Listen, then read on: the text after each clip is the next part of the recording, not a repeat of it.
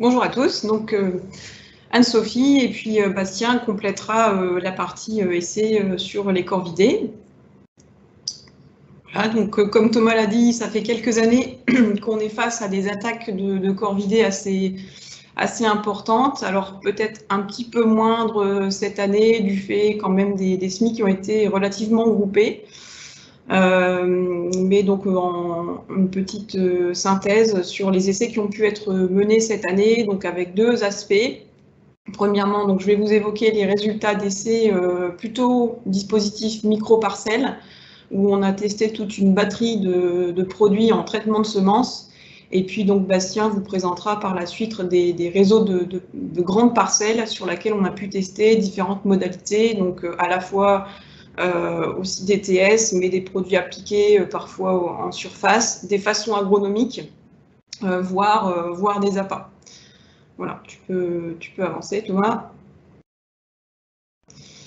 Donc là, déjà, la première question qui est souvent posée, donc je voulais déjà aborder ça, c'est est-ce qu'il y aura du CORIT en traitement de semences pour les prochains semis, les semis de 2022?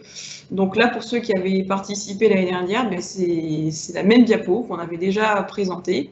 Et donc, vous voyez qu'au niveau du CORIT, sur la partie droite du tableau, et ben, d'année en année, la date de fin d'approbation est repoussée. Et donc, à ce jour, donc on a à nouveau barré la date du 30 avril 2021. Donc, à ce jour, la date officielle, c'est le 30 avril 2022. Donc, on est, voilà, on va dire qu'on est couvert pour les prochains semis. Donc en attente d'évolution au niveau européen. Là, c'est bien une décision au niveau européen qui doit être faite, sachant que même s'il y avait une fin d'approbation qui arrivait là d'ici les prochains semis, fin d'approbation, ça ne veut pas dire fin d'utilisation, donc on aura dans tous les cas un délai pour écouler les produits en stock. Voilà, qu'on rappelle le classement du produit, vous voyez ici, mais il reste homologué, donc le ZIRAM disponible pour les prochains semis.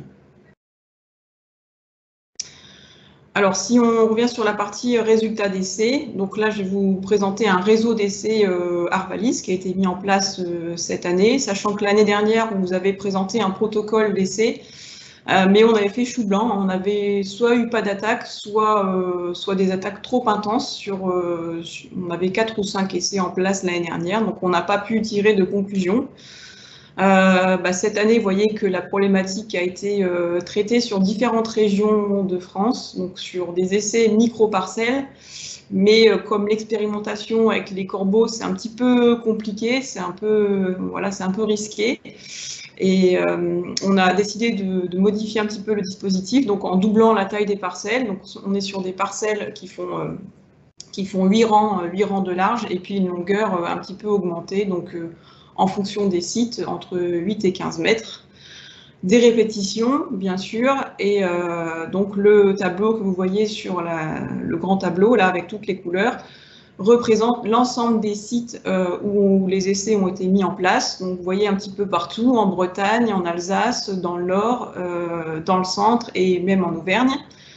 Donc, vous avez les communes avec les départements des sites là, tout en haut du tableau.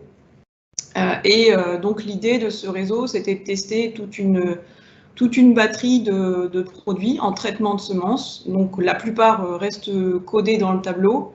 On a vraiment fait appel à toutes les sociétés qui pouvaient proposer des produits ayant un aspect répulsif corbeau, et donc on n'a pas forcément même la composition des produits qui ont été testés, mais voilà, ça faisait partie du jeu.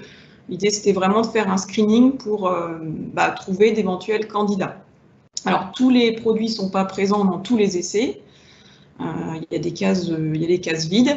Et vous voyez que aussi il y a un jeu de couleurs. Donc, il y a des essais sur lesquels il y a eu des attaques insuffisantes. C'est le cas des essais en rouge. Donc, une bonne partie des essais bretons n'ont pas subi d'attaque. Et à l'inverse, on a eu des essais donc en grisé où on a eu des attaques trop intenses, donc des essais qui ont pu être ravagés parfois en 24 heures ou 48 heures. Donc on n'a pas non plus su tirer d'enseignements sur ces essais-là. Donc il nous reste finalement 4 essais.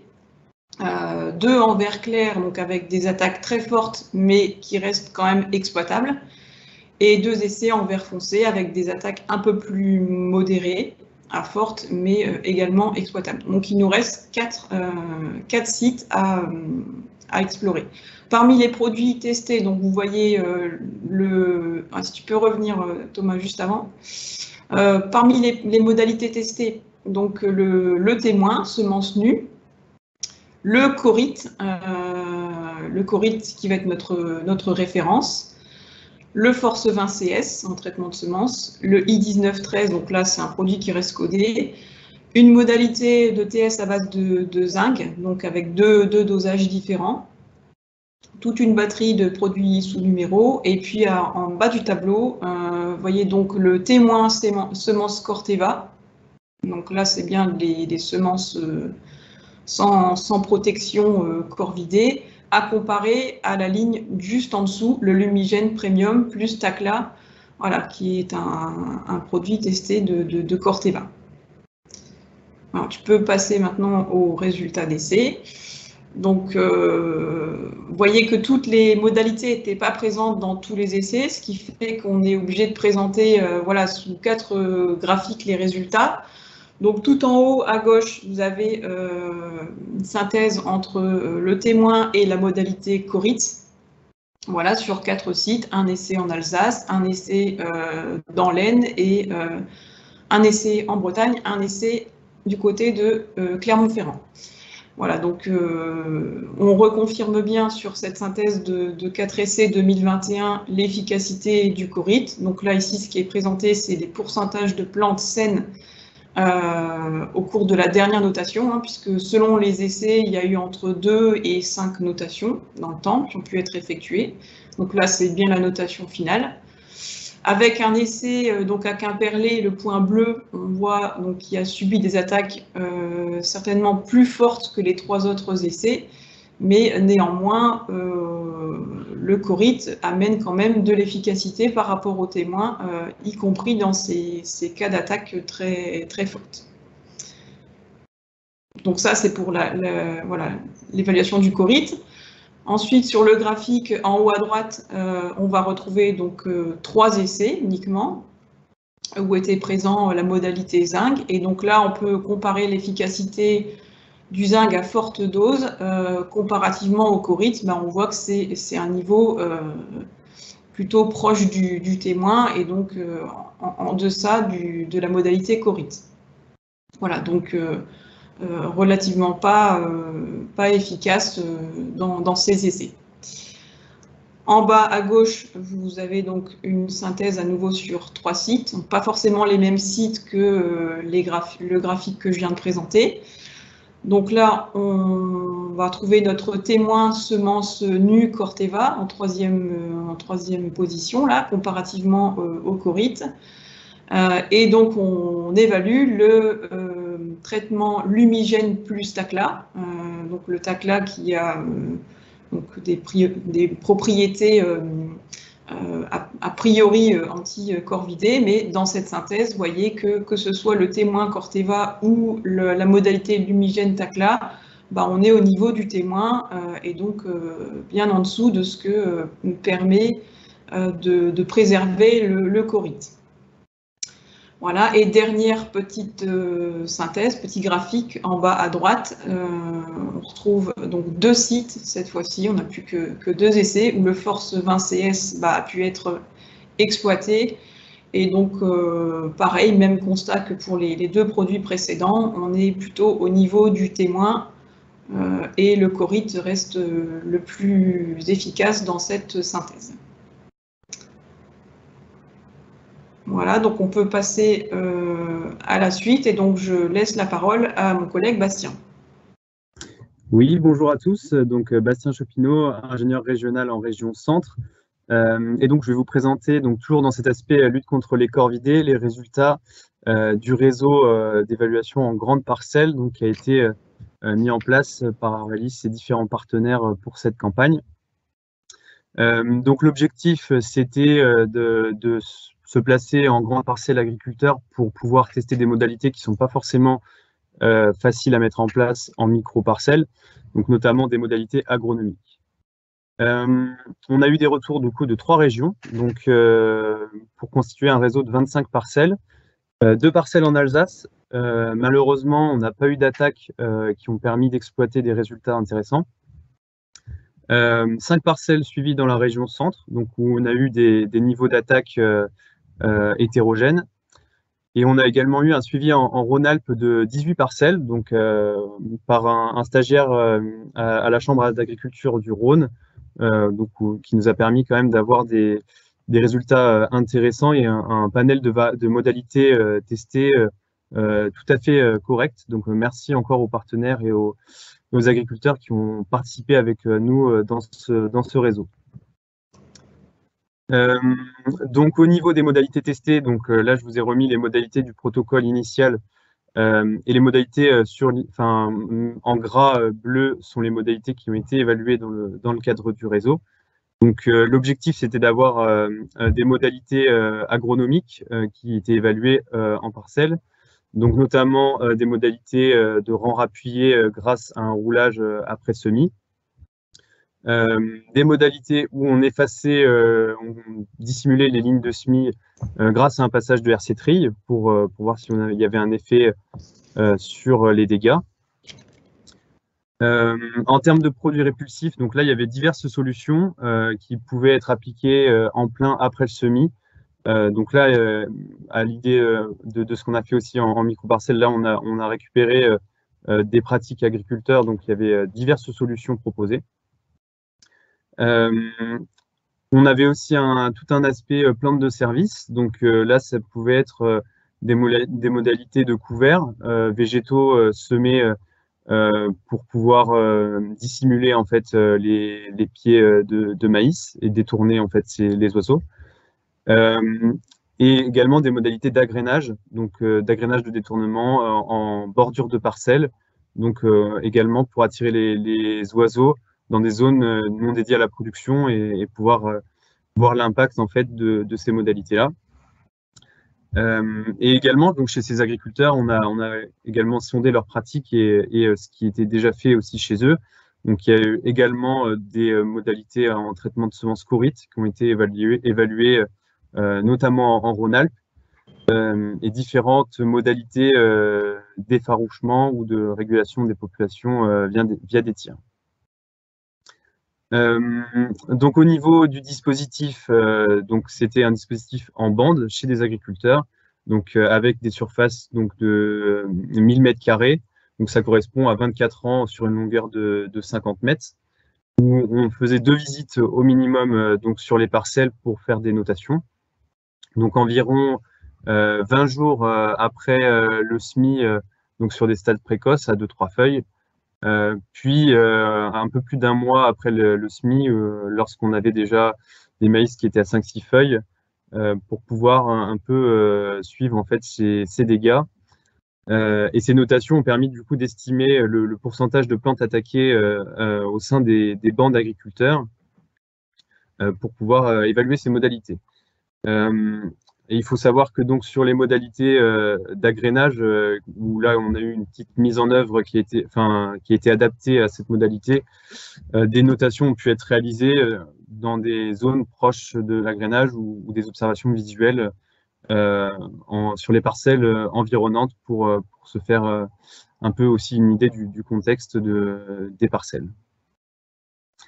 Donc au niveau des résultats, donc là, je vais commencer par les résultats du réseau Rhône-Alpes, donc avec le travail vraiment conséquent qui a été fait par le stagiaire de la Chambre d'agriculture du Rhône, qui a suivi donc 18 parcelles. Donc ce qu'on peut voir, c'est qu'on a donc sur le graphique le pourcentage de plantes saines à la dernière notation avec différentes modalités. Donc on a un panel assez large de modalités testées. Donc des modalités témoins ou des témoins de référence traitement de semences corites, des modalités qui faisaient appel aux plantes de service ou des modalités d'effarouchement ou des tirs. Le petit chiffre au-dessus des bâtons de l'histogramme, ça correspond donc au nombre de parcelles suivies du coup, pour pour chaque modalité. Donc, on voit qu'il y a quand même assez peu de répétitions. On avait un panel assez large, mais on n'a pas forcément beaucoup de répétitions. Donc, ces premiers résultats, ça permet d'avoir quand même une tendance, mais voilà, ça ne sera pas forcément toujours conclusif. Ce qu'on peut voir, donc effectivement, les niveaux d'attaque donc sur les témoins, ils étaient quand même assez forts. On était sur des niveaux d'attaque autour de 25%. Mais lorsqu'on compare donc les modalités, par exemple plantes de service, on a constaté des pourcentages de plantes attaquées qui étaient de l'ordre de 50%. Donc avec les couverts donc, qui étaient plutôt des plantes à pas, soit blé maïs, soit maïs solo. On avait quand même des résultats qui étaient en dessous du témoin.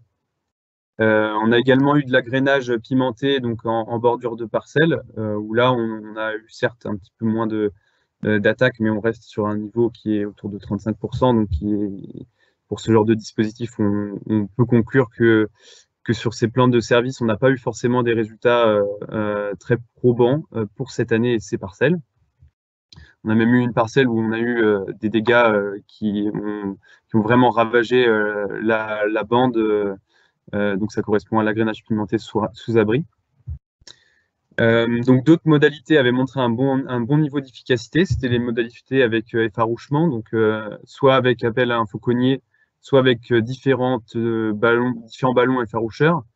Donc en revanche, on a compris, on a aussi a posteriori, on a su que ces modalités avaient été mises en place avec aussi un traitement de semences Coryte, soit de manière totale, soit de manière partielle.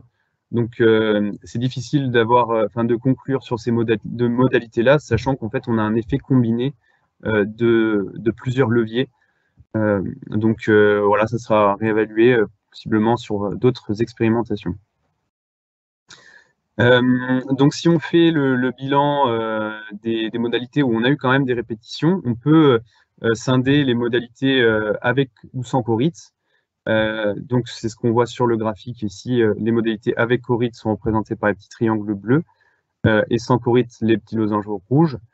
Et ce qu'on peut voir, c'est qu'avec une protection Coryte, on a des niveaux d'attaque qui ont varié entre 5 et 25%.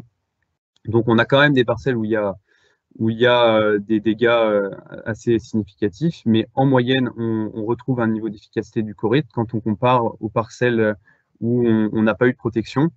On voit qu'il y a des parcelles où on a eu des niveaux d'attaque qui étaient relativement faibles, mais une grosse proportion de parcelles où on avait quasiment 50% de pertes sans traitement Coryte. Donc des résultats, on va dire, plus aléatoires et dispersés sans le traitement de semences Coryte. Et donc les parcelles les plus attaquées, c'était celles qui bénéficiaient pas du traitement de semences. Donc ces résultats viennent un peu consolider les résultats déjà acquis en micro-parcelles pour le Coryte. Donc voilà, on ne revient pas sur cette efficacité. Il y a eu d'autres suivis qui ont été réalisés dans la région centre. Donc là, avec un nombre beaucoup plus restreint de parcelles, hein, c'était seulement sur un panel de 5 parcelles, on a eu seulement 3 qui présentaient des attaques significatives, donc entre 16 et 23% de plantes touchées. Ici, on n'a pas de répétition sur les modalités grandes parcelles, hormis le témoin. Et donc, on peut seulement dégager des tendances, mais lorsqu'on regarde donc, les modalités qui ont été testées, que ce soit des modalités agronomiques, des modalités de produits répulsifs en plein avec différentes solutions, ou encore de l'agrainage, on n'a pas forcément vu de tendance qui se dégageait. On reste sur des niveaux de pourcentage de plantes saines qui sont comparables à ceux du témoin. Donc, il n'y a pas forcément quelque chose qui a mieux marché, qui s'est démarqué cette année dans la région centre, mais je le répète, on a eu quand même un panel assez restreint, donc il serait intéressant de continuer donc les expérimentations, donc là même à l'échelle France, sur des modalités qui peuvent démontrer un intérêt, notamment des modalités agronomiques. Donc là, c'était la première année donc, de ce réseau grande parcelle et on espère pouvoir continuer dans les années futures. Dans les enseignements et les recommandations qu'on peut faire, donc dans la lutte contre les corvidés en 2022, pour refaire la synthèse de ce que Anne-Sophie vous a présenté et des premiers résultats en grande parcelle. Alors déjà, la première chose, ça va être dès à présent de déclarer les attaques dans vos parcelles en 2021. Même si vous avez déjà fait des déclarations les années précédentes, ça permet de contribuer donc au classement des espèces nuisibles, et donc c'est nécessaire de pouvoir déclarer ces dégâts. Ensuite, en termes d'adaptation d'itinéraire technique, donc ça va être d'éviter tant que possible les semis décalés dans l'espace et dans le temps, viser un maximum les semis regroupés, parce qu'on sait que les semis soit très précoces, soit tardifs, sont plus exposés aux dégâts de corvidés, parce que c'est la source de nourriture, elle est disponible qu'à cet endroit-là. Donc ça permet, si on a des fenêtres de semis qui sont rapprochées, ça permet de diluer le risque. Ensuite, ça va être soigner les préparations du sol, donc notamment éviter les sols soufflés, pour éviter que les semences soient trop facilement accessibles par les oiseaux. Donc même si c'est pas forcément simple dans les périodes d'implantation du maïs, ça va être quand même d'éviter ces sols soufflés. De rappuyer correctement la ligne de semis, avec différents outils ou différents éléments semeurs, pour permettre un bon contact terre-graine et aussi pouvoir enfouir un peu bien cacher ses graines. Et si les conditions le permettent, de privilégier un semis un petit peu plus profond, donc dans les terres qui se réchauffent un peu plus rapidement, et en bonne condition d'hygrométrie du sol, on peut privilégier un semis plus profond pour diminuer les attaques. En situation à risque, donc si vous identifiez ce risque sur vos parcelles, il y a encore une solution, on va dire, qui présente une efficacité, c'est le Corite, qui est disponible en 2022 pour un coût d'environ 10 € la dose. Même si on sait que le produit peut être mis en défaut en situation de fortes attaques, ça permet quand même d'avoir un peu de précaution sur ces semis. Et au niveau de la régulation, donc là, il faut se référer donc à la réglementation, notamment départementale, en fonction des espèces qui vous posent problème, pour pouvoir envisager des solutions de régulation.